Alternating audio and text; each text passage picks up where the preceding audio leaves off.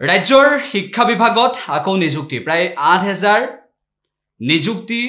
আকৌ এবাৰ ৰাজ্য চৰকাৰৰ ৮,২০৬ গৰাকীক নিযুক্তি পত্ৰ প্ৰদান কৰিলে ৰাজ্য চৰকাৰে মুখ্যমন্ত্ৰী ডক্টৰ হিমন্ত বিশ্ব শৰ্মাৰ যি ২ লাখ নিযুক্তিৰ সপোন সেই সপোনৰ দিশত আৰু এখোজ বুলি মন্তব্য কৰিলে ৰাজ্য চৰকাৰৰ তৰফৰ পৰা আজি নতুনকৈ ৮,০০০ যোগ দিব অসমত কোনেও ভবা নাছিল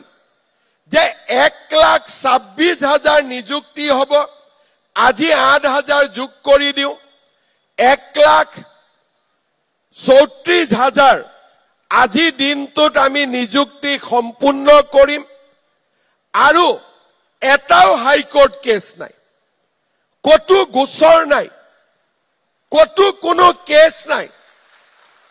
কেতিয়াবা ইজনে সিজনৰ বিৰুদ্ধে কেছ কৰিছে সাবজেক্টৰ কেছ এনওআইএছৰ কেছ বা বিভিন্ন কেছ কিন্তু কতো এটাও অভিযোগ নাই যে নিযুক্তিত দুৰ্নীতি হৈছে নিযুক্তিত দুৰ্নীতি হৈছে বুলি কোৱাৰ কোনো অভিযোগ নাই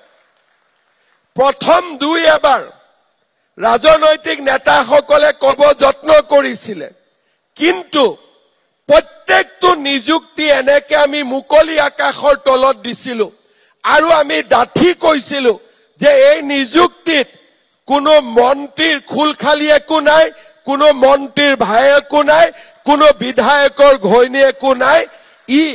অসমৰ যুৱক যুৱতীৰ মেধা শক্তিৰ এক উৎসৱ আজি আমি প্ৰত্যেকটো নিযুক্তিত অসমৰ মেধা শক্তিৰ যুৱক যুৱতীৰ সামূহিক শক্তিৰ এক উৎসৱ পালন কৰো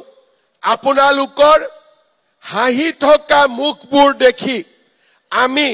গভীৰ আনন্দ লাভ কৰো যে ৰাজনীতিত আজি আমি এটা নতুন ৰূপ দিবলৈ সক্ষম হৈছো